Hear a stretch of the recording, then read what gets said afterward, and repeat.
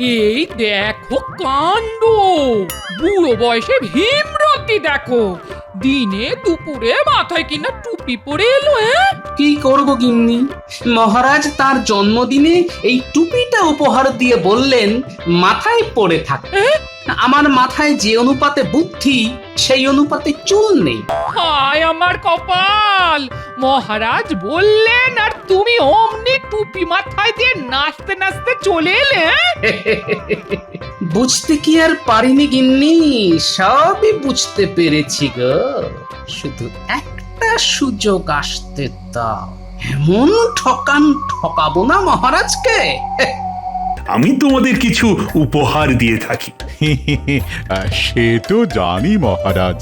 তো কাল যেহেতু রাজসভা বন্ধ, তাই আজই আমি তোমাদের সকলকে সেই উপহার দেব। মহারাজের জয় হোক। তা সকলের আগে সভা কবি এসো।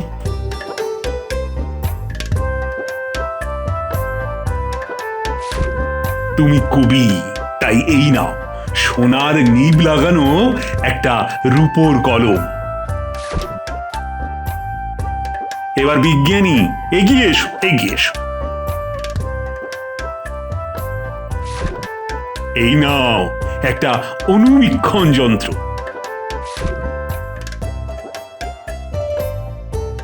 এবার সেনাপতি তুমি এগিয়ে এসো।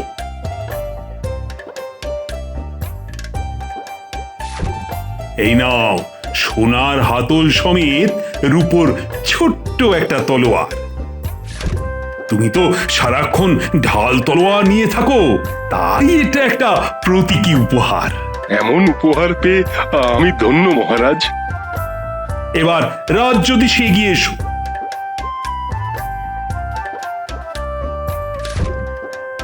তুমি জ্যোতিষী, তাই এই পঞ্জিকাটা সর্বদা কাছে রাখবে। শুধু একটা পঞ্জিকা? কেন, ক্ষতি কি? মহারাজ তো প্রত্যেককেই তার কাজের জিনিস উপহার দিচ্ছেন, আর গণনা করতে গেলে পঞ্জিকা লাগবেই, তাই না রাজ্যোতিষী? তুমি থামো তো। আমি কিছু পাবো না মহারাজ? অবশ্যই পাবে।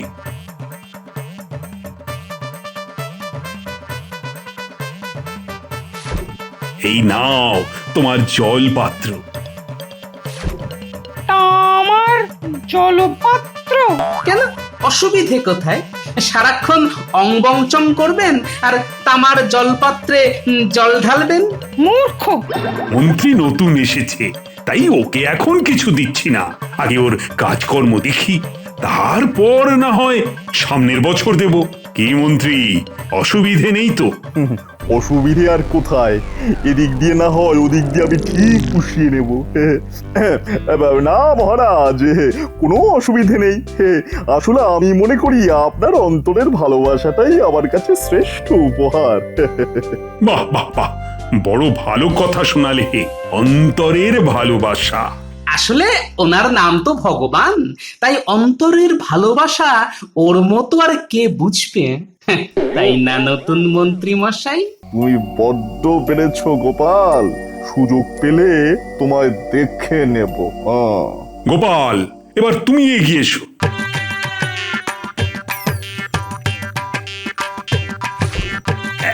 এই নাও। এটা কি মহারাজ? কেন বুঝতে পারছো না? এটা একটা টুপি, যেটা তুমি যখন তখন সকলকে পরিয়ে থাকো।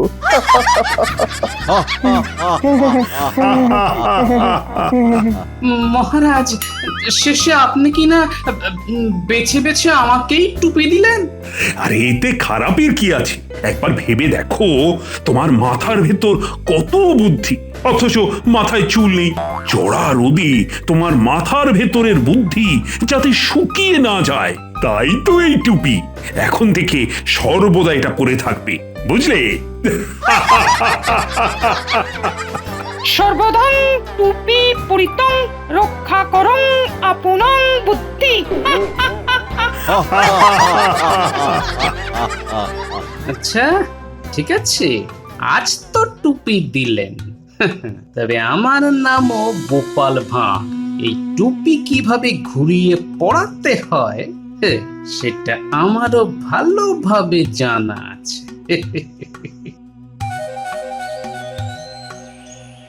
বুঝলে রানী, উপহার হাতে পেয়ে না গোপালের মুখের সে যা অবস্থা হলো, দেখলে না তো তুমিও তাহলে হেসে ফেলতে। অনেকদিন বাদে বুঝলে জুৎসই ভাবে গোপালের পেছনে লাগতে পেরে আজ আমি বড় আনন্দ পেয়েছি। গোপালকে জব্দ করে আনন্দ পেয়েছেন, ভালো কথা, কিন্তু ওকে চেনেন তো মহারাজ? দেখবেন একদিন না একদিন ও ঠিক আপনাকে পাল্টা দেবে, তখন সেটা সামলাতে পারবেন তো? আসলে রানী, গোপালের বুদ্ধির কাছে হেরেও মজা, তাই তো মাঝে মধ্যে ওকে রাগিয়ে দিয়ে ওর ভেতরের বুদ্ধিটাকে আমি উস্কে দিতে চাই। সে আপনি যাই বলুন না মহারাজ, জন্মদিনের উপহার নিয়ে গোপালের সঙ্গে এমন রসিকতা করা আপনার যে একেবারেই উচিত হয়নি, এই আমি বলে দিলাম।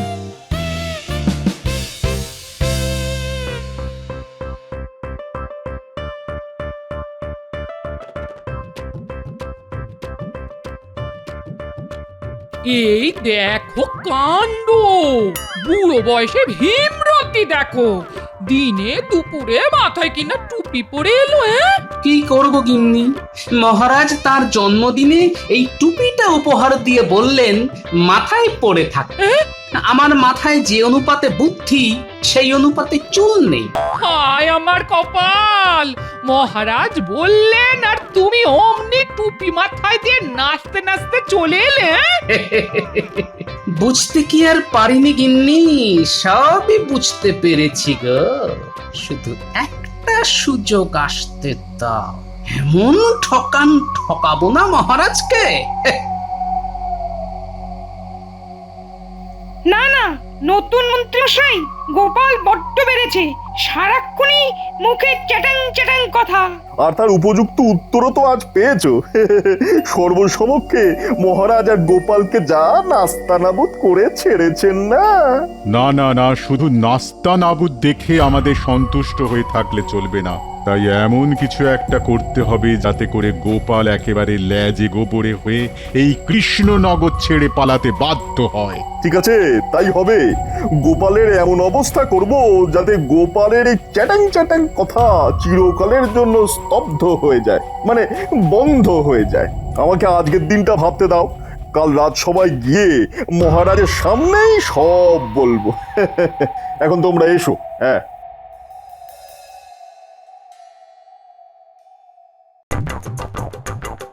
বাহ বাহ বাহ গোপাল, টুপিতে কিন্তু তোমায় মানিয়েছে বেশ। সে তো মানাবেই মহারাজ, তবে টুপি মাথায় দিয়ে বেশ একটা বুদ্ধিরও জোর পাচ্ছি মহারাজ। বটে, মনে হচ্ছে আপনার কথাই ঠিক, রোদের তাতে আমার বুদ্ধি আর শুকিয়ে যাচ্ছে না। হেসে নিন, হেসে নিন, যেমন ইচ্ছে হেসে নিন, তবে আপনার মাথায় অদৃশ্য এক টুপি পরিয়ে দেবার সময় আমারও আসবে। মহারাজ, এই রঙ্গরসিকতা ছেড়ে এবার কাজের কথায় আসা যাক। সেদিন আপনি আমার কাজকর্ম দেখবেন বলেছিলেন না, তাই আমি একটা অভিনব কাজের কথা ভেবেছি। অভিনব কাজ? বেশ বেশ, বলো শুনি। মহারাজ, আমি ভেবে দেখলাম যে আমাদের রাজ্যে গৃহপালিত পশু মানে গবাদি পশু কত আছে তার সংখ্যা কিন্তু আমরা কেউ জানি না। ঠিক কথাই বলেছ তুমি। সত্যি তো, আমার রাজ্যে কত গবাদি পশু আছে তার তো কোনো পরিসংখ্যানই নেই। আপনার অনুমতি পেলে সেই কাজটাই শুরু করতে চাই আমি। আচ্ছা মন্ত্রী, একটা কথা, এই পরিসংখ্যান আমাদের কোন কাজে লাগবে বলো তো? হে কি বলছেন মহারাজ, একটা রাজ্য কতটা সমৃদ্ধশালী সেটা তার গবাদি পশুর সংখ্যা দিয়েই তো বোঝা যায়। স্মরণ করে দেখুন, পুরাকালে কিন্তু এই গবাদি পশুর সংখ্যা বিচার করেই একটা দেশের আর্থিক আর সামাজিক অবস্থার কথা বোঝা যেত। হ্যাঁ, তাহলে মন্ত্রী, গবাদি পশুর সংখ্যা জানার জন্য কি করতে চাও তুমি? আদমশুমারি মহারাজ। হ্যাঁ, গবাদি পশুর আদমশুমারি? হ্যাঁ মহারাজ, ঘরে ঘরে গিয়ে লোকগণনা করে মানুষের যেমন আদমশুমারি হয়, তেমনি ঘরে ঘরে গিয়ে আমাদের গবাদি পশুর আদমশুমারি করতে হবে। হ্যাঁ, আর একবার এটা করে ফেলতে পারলেই জানা যাবে এই কৃষ্ণনগরে গবাদি পশুর সংখ্যা কত। বাবা বাবা বাবা, তাহলে তো খুব ভালো হবে। তা কে করবে এই কাজ? অনুমতি পেলে রাজপণ্ডিত আর রাজজ্যোতিষীকে নিয়ে আমি নিজেই শুরু করে দিতে পারি। তাহলে তাই দাও। কিন্তু মহারাজ, এই কাজের জন্য কিছু তো খরচ হবে। খরচ, খরচের জন্য ভয় পাই না। তা বলো বলো তো, কত খরচ হতে পারে? আগে মহারাজ, ওই বাইরের লোককে দিয়ে করাতে গেলে অনেক বেশি খরচ হতো, কিন্তু যেহেতু আমরাই করব তাই খরচ অনেক কম হবে। তাও বলো, মানে কত পড়বে? আগে 1000 স্বর্ণ মুদ্রা দিলেই হয়ে যাবে। ঠিক আছে ঠিক আছে, পেয়ে যাবে। খাজাঞ্চির কাছ থেকে নিয়ে নাও। ধন্যবাদ ধন্যবাদ মহারাজ। এই নাও তোমাদের পাওনা। কত আছে এতে? ওই তো 1000-এর অর্ধেক 500 আমি রেখেছি, আর বাকি 500 দুজনের মধ্যে সমান ভাগে ভাগ করে দিলাম। আচ্ছা, আপনার বুদ্ধির দৌলতে আমাদের তো কিছু প্রাপ্তিযোগ ঘটলো, কিন্তু গোপালের ব্যবস্থার কথা কিছু কি ভেবেছেন? ভেবেছি বই কি, জব্বর এক উপায় ভেবেছি। বাবা বাবা বাবা, সে তো খুব ভালো কথা। হতচ্ছাড়াটা যদি আর কৃষ্ণনগরে না থাকে, তাহলেই আমাদের প্রত্যেকের হাড় জুড়োয়।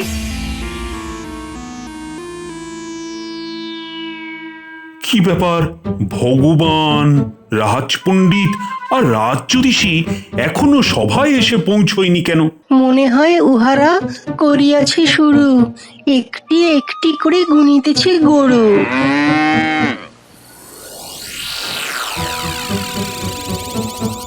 কি গো মন্ত্রী, গরু গুনে এলে বুঝি? সে তো গুনবেনি। আসলে নিজের সমগোত্রীয়দের গুনার মধ্যে কত আনন্দ বলুন। বলো বলো, যা ইচ্ছে বলো। জানো না তো বাচ্চাদন, এরপর তোমায় কি পেঁচে ফেলবো। মহারাজ, ওই গবাদি পশু গুনতে গুনতে আরো একটা কাজের কথা মাথায় এলো। বাবা, আবার কাজের কথা? আগে মহারাজ, ভেবে দেখলাম গবাদি পশুর সাথে সাথে আমাদের কাকের আদমশুমারি করলে কেমন হয়? হ্যাঁ, কাকের আদমশুমারি? হ্যাঁ মহারাজ, গুনে দেখতে হবে যে এ রাজ্যে কাকের সংখ্যা কত। আচ্ছা, এই কাকের আদমশুমারি করে কি আবার লাভ হবে বলো তো? আগে কোন রাজ্যের কাকের সংখ্যা দিয়েই সেই রাজ্যের মানুষের মন ও ধনের অবস্থার কথা বোঝা যায়। কিরকম কিরকম? ধরুন, একটা রাজ্যে কাকের সংখ্যা অনেক, তাহলে এর থেকে কি বোঝা যায়? কি বোঝা যায়? বোঝা যায় যে সে রাজ্যের কাকেরা পেট ভরে খেতে পায়, মানে রাজ্যের মানুষ তাদের খেতে দেয়। ঠিক ঠিক, একেবারে ঠিক। আর মানুষ খেতে দেয় কখন? যখন তাদের হেঁসেলে খাবারের কোনো অভাব থাকে না। একেবারে ঠিক। তাই কৃষ্ণনগরের কাকের সংখ্যা গণনা করে বোঝা যেতে পারে যে এ রাজ্যের সাধারণ মানুষের হেঁসেলের হাল হকিকত কি। বাহ বাহ বাহ, বড় ভালো চিন্তা ভাবনা। তাহলে আর দেরি না করে কাল থেকেই কাজ শুরু করে দাও। করে তো দেওয়াই যেতে পারে, কিন্তু সমস্যা হচ্ছে এই কাজটা করবে কে? তাই তো, কে করবে কে করবে? আমরাই করে ফেলতে পারতাম, কিন্তু ওই যে গবাদি পশু নিয়ে আমরা ব্যস্ত। তাহলে আমার মনে হয় এই কাজটা গোপালকে দিয়ে ভালোই হবে। আসলে সে অবধি দেখছি যে গোপালের কোনো কাজই নেই, তাই গোপালেরও একটা কাজ হবে, আর আমাদের কাক গণনার কাজটা হয়ে যাবে। হ্যাঁ গোপাল, তাহলে কাল থেকে তুমি কাক গণনার কাজে লেগে পড়ো। এ গোপাল, রাজি তো? এর মধ্যে আমার একটা শর্ত আছে। গোপাল যদি ঠিকঠাক কাক গুনে ফেলতে পারে তাহলে ওকে 500 স্বর্ণমুদ্রা পুরস্কার দেওয়া হবে, আর যদি না গুনতে পারে তাহলে কাকেশ্বর কুচকুচে উপাধি দিয়ে এই রাজ্য থেকে বিতাড়িত করা হবে। বুঝতে পেরেছি, কৌশল করে আমাকে জব্দ করার চেষ্টা। ঠিক আছে, আমিও দেখব কে কাকে জব্দ করে। আমি রাজি মহারাজ, তবে আমারও দুটো শর্ত আছে। যেমন? এই কাজের জন্য আমাকে 2000 স্বর্ণ মুদ্রা পারিশ্রমিক দিতে হবে। কেন কেন? আমরা যেখানে 1000-এ করছি তুমি সেখানে 2000 চাইছো কেন? আপনাদের কাজ ঘরে ঘরে গিয়ে গরু গোনা, আর আমার কাজ মাঠে ঘাটে দৌড়ে গাছে চড়ে কাক গোনা। কাজটা যেহেতু খুবই পরিশ্রমের, তাই পারিশ্রমিকও দ্বিগুণ। ঠিক আছে ঠিক আছে, 2000-ই পাবে। এবার তোমার দ্বিতীয় শর্ত বলো। দ্বিতীয় শর্ত হচ্ছে আমাকে 1 মাস সবেতন ছুটি দিতে হবে। এই 1 মাস আমি কি করছি কি না করছি তার জবাবদিহি কিন্তু আমি কাউকে দেব না। তবে ঠিক 1 মাস বাদে আমি রাজসভায় এসে বলে দেব এই রাজ্যে ঠিক কটা কাক আছে। আর যদি না বলতে পারো?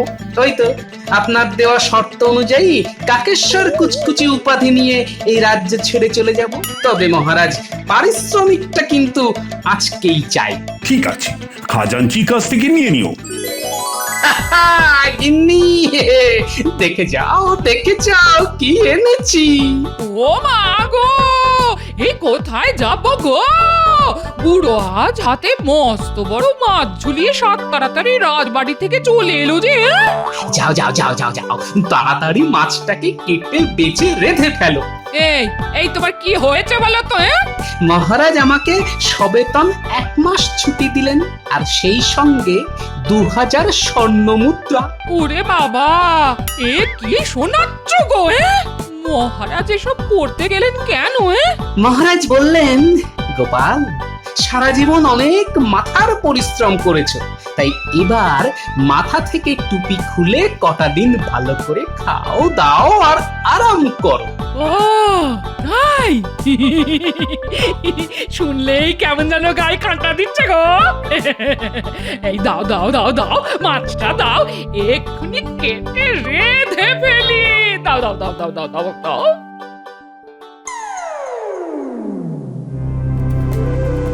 আচ্ছা মন্ত্রী মশাই, বেশ কটা দিন তো কেটে গেল, আমরা তো গরু গুনে যাচ্ছি। আচ্ছা, গোপাল কি কাক গুনছে?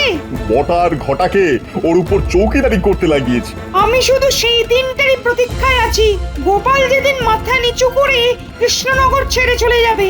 ওর সব চ্যাটাং কথার জবাব সেই দিন দেবো, এই আমি বলে রাখলাম।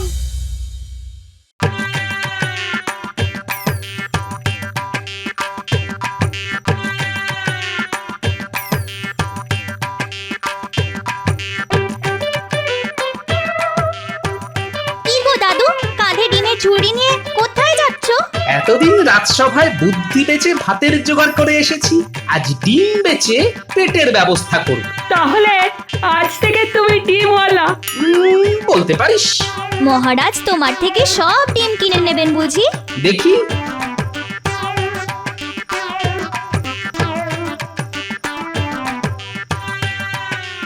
আমি চলি রে।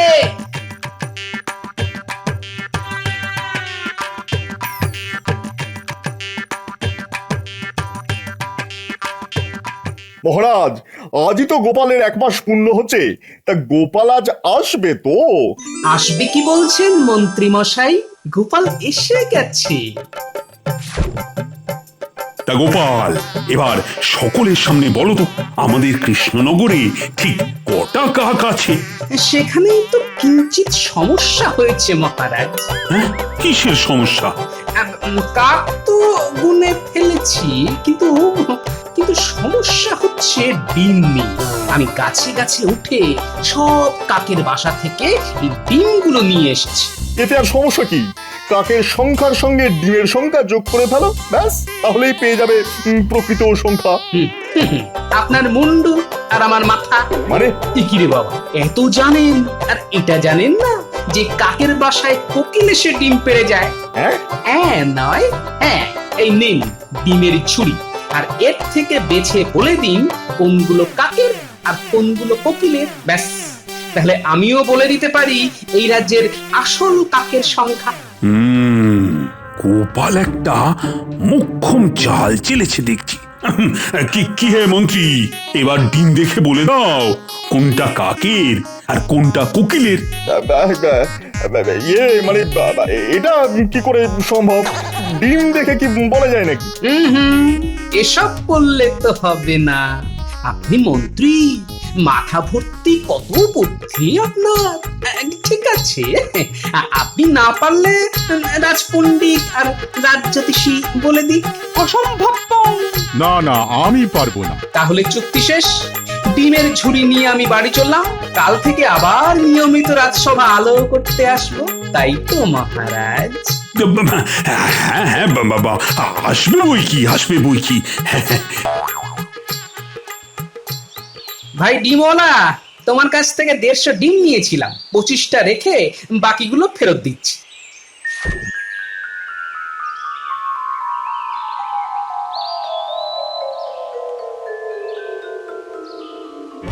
মা, মহারাজ যে, আসুন আসুন আসুন। গোপাল, ডিমগুলো তাহলে কাক কিংবা কোকিলের নয়? অবশ্যই নয় মহারাজ। আচ্ছা, এই ভারী চেহারা নিয়ে আমি কি করে গাছে উঠলাম, এই কথাটা একবারের জন্যও আপনার মাথায় এলো না? তার মানে তুমি আমায় ঠকিয়েছো? না না না না না, ঠকিয়েছি বলছেন কেন মহারাজ? তার চাইতে বলুন, বুদ্ধির মার প্যাঁচে আপনিও নতুন মন্ত্রী আমার কাছে হেরে গেছেন। কি বলেছিলাম, গোপালকে জব্দ করা অত সহজ নয়। দিল তো গোপাল বাংলা টুপির বদলে সাহেবদের হ্যাট পরিয়ে। ঠিক আছে, এবার না হয় তুমি পার পেয়ে গেলে, কিন্তু পরের বার? পরের বার না হয় পরেই দেখা যাবে। তা গরিবের বাড়িতে একবার এসেই যখন পড়েছেন, তখন কাককোকিলের ডিম থুড়ি, হাঁসের ডিমের ঝাল দিয়ে 4টি ভাত খেয়ে যান। আপনার বৌমা কিন্তু ফাটিয়ে ডিমের ঝাল রাবে। হ্যাঁ, হাঁসের ডিমের ঝাল? হ্যাঁ